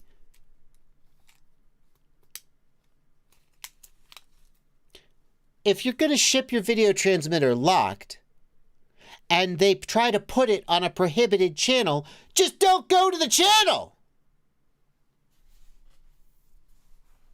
Just don't go to the channel. Just stay on the other channel. And then they'll go, this thing's broken. Why won't it go to Race 1? But at least you still have video. And then they'll go, oh, it won't go to Race 1 because Race 1 is locked. That makes sense. To just turn yourself off. It's the dumbest thing I ever saw. Dumbest thing I ever saw. Okay, so Emacs does this. And they should stop doing it. Emacs, stop doing this. This has pissed me off since the first time I reviewed one of your quads. Why didn't I mention it before now? I don't know. Maybe I did. I probably bitched about it before. I probably ranted about this before. I don't know. Here's the other thing. Here's the other thing that's dumb. Here's the other thing that's dumb. This is the other thing that's dumb. This is total bullshit. Because in the United States, you need a ham license to use this video transmitter at all. Because this video transmitter is not Part 15 certified. None of them are Part 15 certified. You need a ham license for all of them. So this idea that we're going to ship it locked, it's not legal to use it whether you ship it locked or not in the United States. In Europe, maybe a little different. I don't know. It's not legal to use it. You're not making it any more legal by shipping it locked. It's still not legal to use without a ham license. So this whole charade that we're going to ship these video transmitters locked, and they're locked to 25 milliwatts, and you have to unlock them. It's a total charade. You're supposed to, 25 milliwatts, you still need a ham license. It's a total charade. Just bugged me for so long. Today's the day. I'm cutting loose. It's a total charade. In the United States, you need a ham license to use all of these video transmitters because none of them have actually gone through Part 15 certification. And none of them would pass Part 15 certification if they were submitted. So none of these, all of them, every single video transmitter, analog video transmitter, you need a ham license to use them legally. I have no idea, like, what TBS is thinking by shipping their, I'm picking on TBS now, why not? They ship their video transmitters locked to 25 milliwatts. They're not legal to use, locked or unlocked, without a ham license. In the United States, the rules in Europe are different. In Europe, you can use under 25 milliwatts without a license, and maybe that's why they do it. So maybe that's why they do it. But this bullshit with the locked out channels, this is just bullshit. Emacs, stop this. And I have to assume that JHEMCU is doing the same thing. I'm guessing that if you put it on a locked channel, it just stops working. And you got to go into the Betaflight video transmitter tab and change the channel there or something like that to get it back. Or just unlock it. Just unlock it. Right? You can just unlock it using whatever technique they give you in the manual. Okay, that's your rant for the night. That's pissed me off for so long. 661 FPV wants me to tell Cheech FPV that the current scale is 210 for his ESC. Cheech FPV, your current scale should be 210, 210.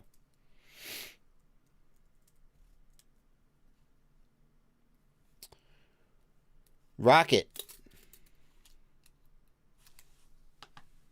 Does my new flight controller have an H7?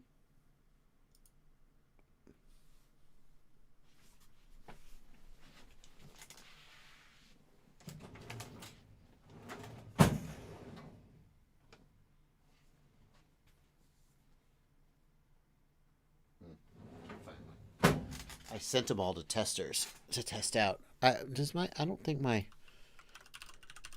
new flight controller has an H7. Does it? Did they switch it to an H7? I should really know the answer to these questions. Bardwell doesn't even know what what processor's on his flight controller. Shut up.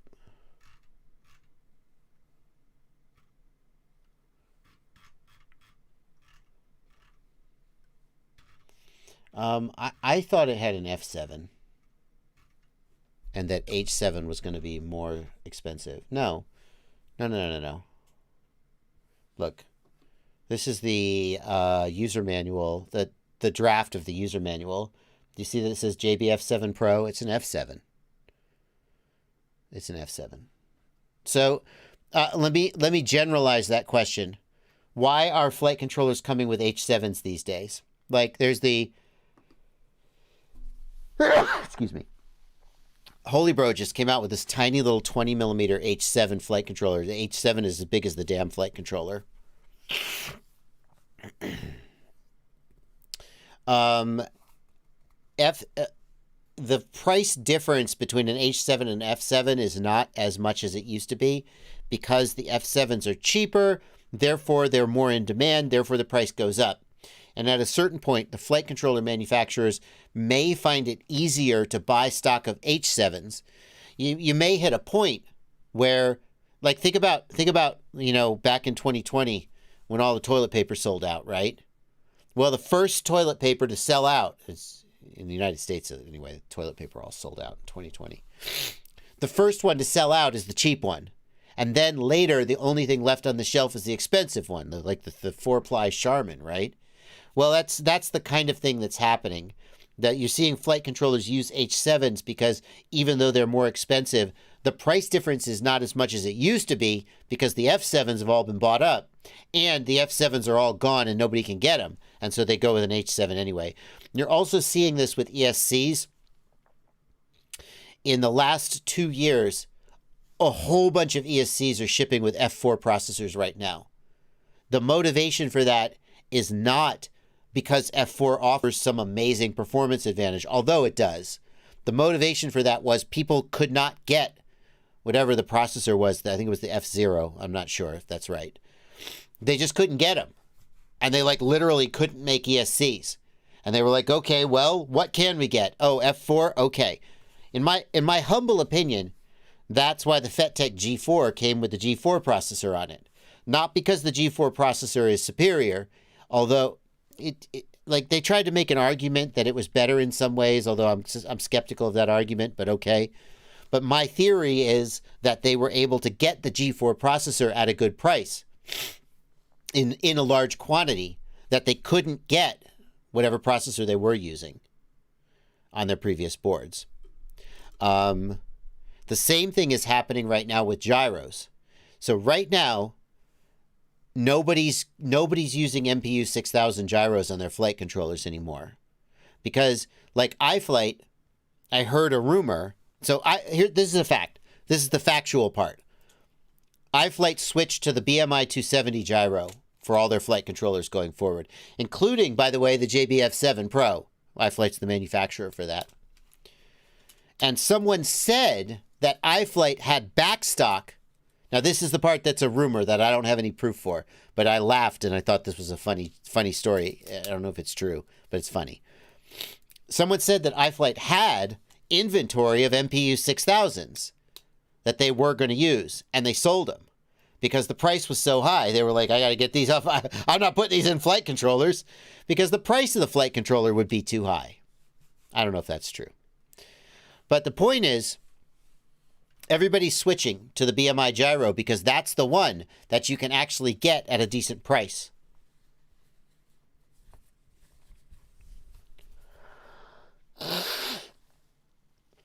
Sunshine FF, you do not need a ham license to use a Part 15 certified 5.8 gigahertz device. So the DJI FPV system is Part 15 certified. You do not need a ham license to use it, even though it uses 5.8 gigahertz. This uses 5 gigahertz Wi-Fi. I don't have a ham license. It's Part 15 certified. You absolutely can use 5.8 gigahertz if your device is Part 15 certified. I got one more thing to say about MPU 6000s and gyros. Have you guys noticed that diatone flight controllers are advertised as coming with MPU 6000s? I noticed that during a new product roundup recently. Well, last month, not that recent. And I was like, how is... They were dual gyro. And I was like, you're telling me that diatone is putting 2 MPUs... Not only that diatone has MPU 6000 gyros, which are super in demand, among FPV anyway, but they're putting 2 of them on the same flight controller? Made no effing sense to me. If they had them, great. But there's no reason they would put 2 of them on the same flight controller. They should put 1 and double the number of flight controllers they could make. And then someone emailed me and they said, and I haven't verified this. I can't verify this because it's just an email from a person on the internet. But they said that when they bought that flight controller, it came with an MPU 6500. Which is not an MPU 6000, first of all, and some would say it's a worse gyro, has worse noise performance.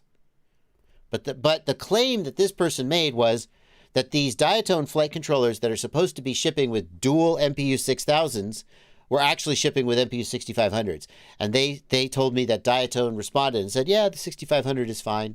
And it's like, well, maybe it's fine, but that's not what your product listing said. So the only reason I'm telling you this story is, well, number one, we're talking about gyros being out of stock. But number two, I'm telling you this story because I remember distinctly seeing the listing for a diatone. It's not even like a $90 flight controller. It's an inexpensive flight controller. A diatone flight controller with 2 MPU 6000s on it and going, diatone, how the hell did you get a giant stash of the most desirable gyro in FPV? And now you've decided to generously put 2 of them on your flight controller. I thought it was really weird. And then out of the blue, this person emailed me and said they got it and it was actually MPU 6500s. And I was like, oh, well, that kind of makes sense.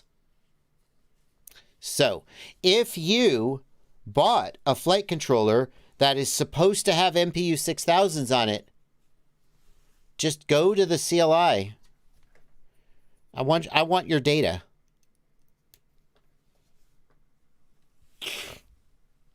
I want your data because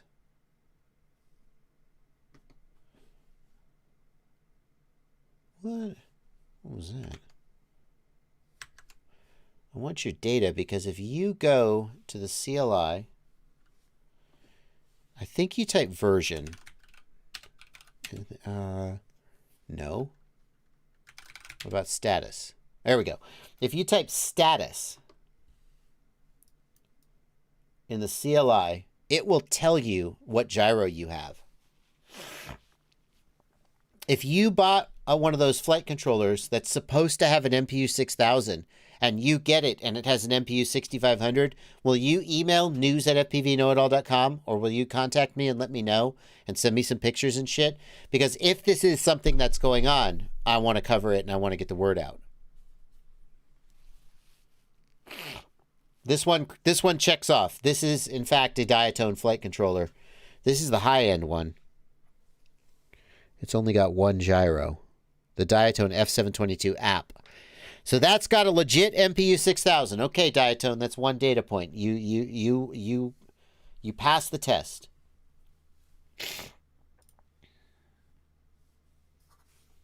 Anyway.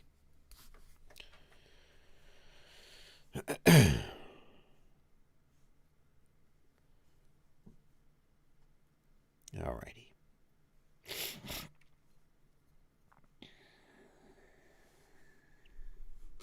What the hell is that?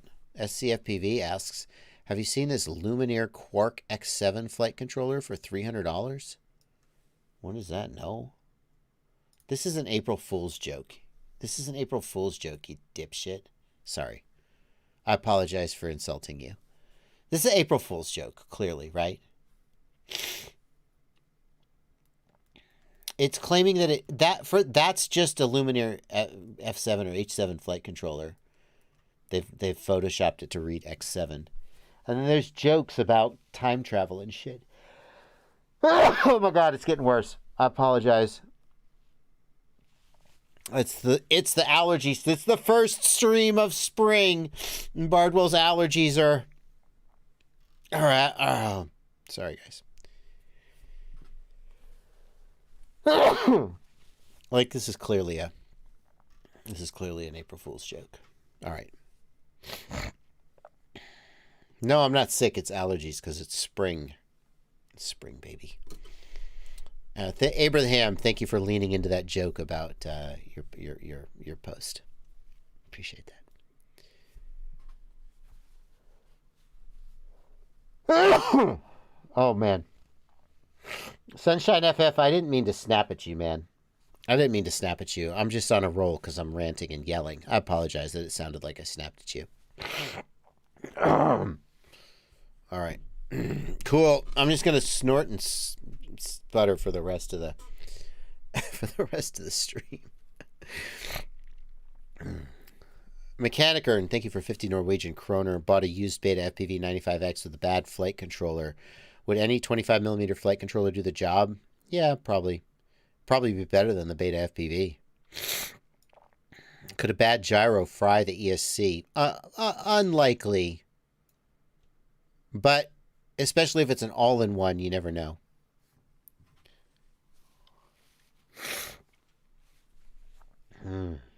Oh, man. Have I got all the super chats? Thank you, 702 Fly and Ride, for a $1 super chat.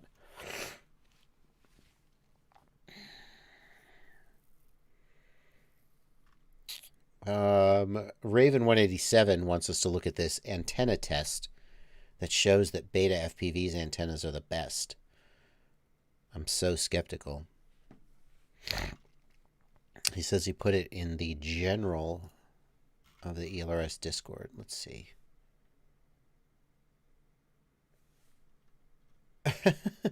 Hey! You guys are picking on me, saying I don't check my own messages. I do check messages. It's difficult to check them in real time.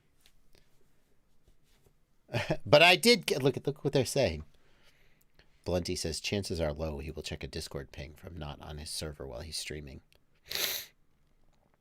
Half the time we can't get him to read stuff in his own Discord. No, it's true.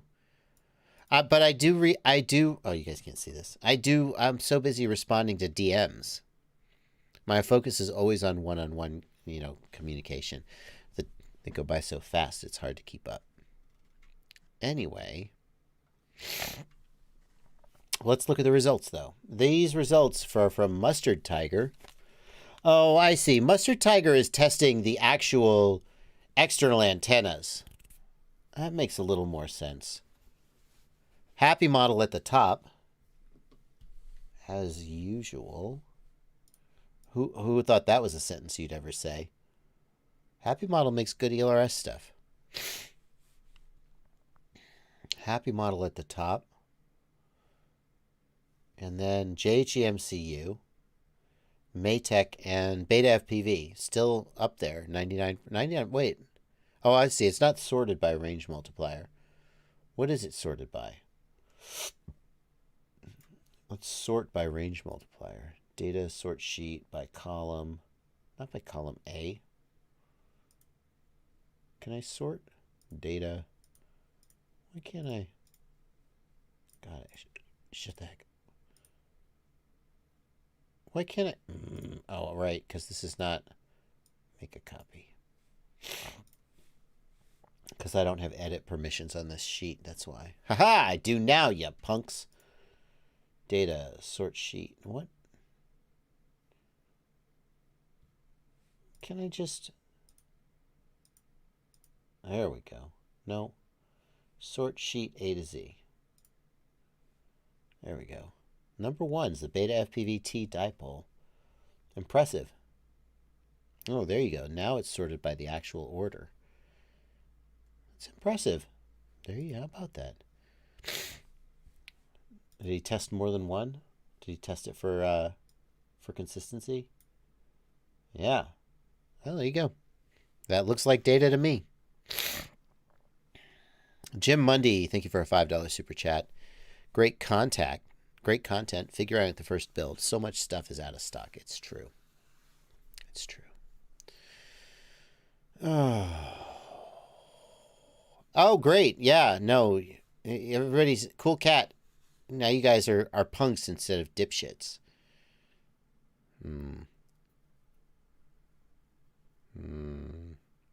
Can I share the spreadsheet link in the chat? You really should get on the ExpressLRS Discord to get it, but I will share the link. There's the link.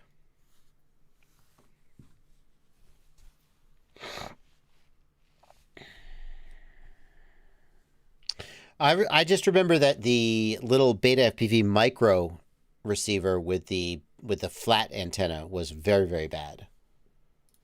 That was what I was thinking of when you said that. Alrighty. Yay! Paul Butchick, PropNut FPV, says, thanks for suggesting using tactical backpacks for an FPV backpack. That was on yesterday's live stream. Best $45 I ever spent on Amazon. Fantastic. I like to help.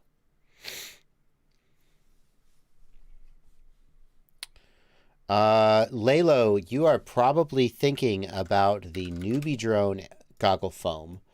Asking about improved goggle foam. Newbie Drone makes this goggle foam. That's not the TBS.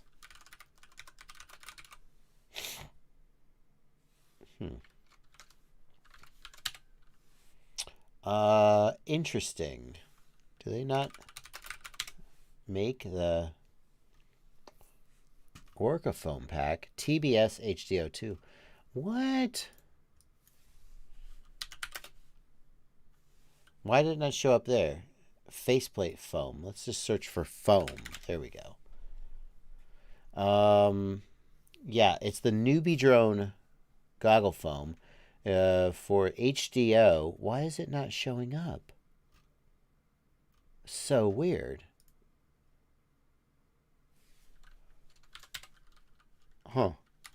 Weird. The search is not picking up the word foam. No, that's the TBS. Damn it.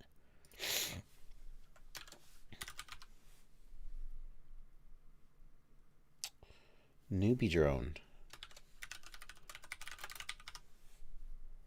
Max Comfort goggle cushion for fat sharks. Oh, it doesn't have the word foam in it. Okay. This is the stuff that I like. It's the Newbie Drone Max Comfort goggle cushion for fat sharks. It's a neoprene. I think it's neoprene is the material. It's really, really, I like it a lot. I really like it a lot.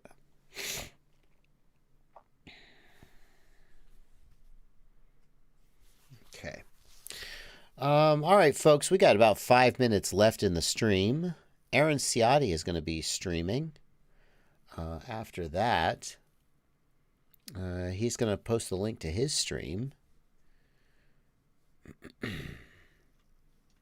And he's going to start streaming at 10 o'clock when I go off the air. I did see the link. The super chat is. I just get a lot of messages and I have to prioritize them. And the problem, here's the thing. The Discord messages, if you come back 3 hours later, the conversation has moved on. So if you're not able to respond immediately, it's very difficult to keep up and be useful. Whereas DMs, I mean, whenever I get back to it, then the conversation will continue and I can help the person. So I put most of my effort into responding to DMs rather than try and keep up with the channels. It is a little embarrassing to not be as responsive on your own damn Discord server as you might be. But I'm very happy that there are these wonderful, wonderful people on my server called the Know-It-Alls. And everybody's helpful, whether they're tagged as a know-it-all or not. They're super helpful. And, yeah. It's a really great place to be. Anyway. Got a couple more super chats coming in. Andrew Minto, thank you for a 10-pound super chat. What's a good way to cut some weight off a Nazgul 5 Evoke? Thanks. Love your work. Take the side plates off. Do you think that'll compromise it structurally? I don't know. Should ask iFlight if that compromises it structurally. But I mean, like, give up that beautiful LEDs and take the side plates off. I think you need the side plates for the camera plates, don't you? Damn it. Anyway, they'll save a little bit of weight. Probably not much. How much does a Nazgul 5 Evoke weigh? Anyway, it's not that heavy, is it? Let's look at the Nazgul 5 Evoke and think about how we could cut weight. The single biggest way to cut weight on a quad is to choose different motors or a different frame or a smaller battery. Those are the places where you can make relatively large differences in the weight. The Nazgul 5 Evoke doesn't have particularly heavy motors. The frame itself, I don't know if we know the dry weight of the frame. Do we have a weight? 392 grams without a battery and a GoPro mount. So that's going to be about 600 grams with a battery and about 750 grams with a GoPro mount. So it's not the lightest thing in the world, but it's not like offensively heavy either.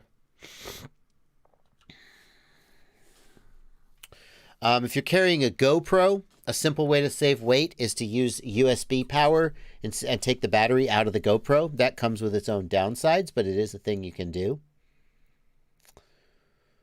The GoPro mount could certainly be shaved down to save some weight at the cost of protecting the GoPro a little bit worse, sir.